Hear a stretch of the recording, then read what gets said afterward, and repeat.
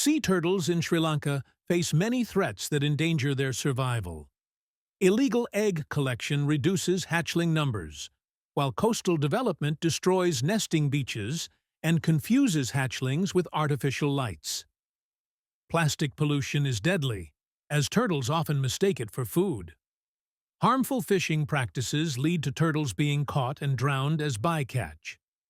Climate change affects hatchling sex ratios and erodes nesting sites. Unregulated tourism disturbs nesting turtles and damages nests.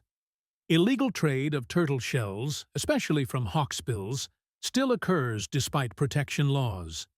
Conservation, education, and stricter law enforcement are vital to protect these endangered species, says the Indian Ocean Strategic Research Center. Don't forget to subscribe, like this video, and leave a comment below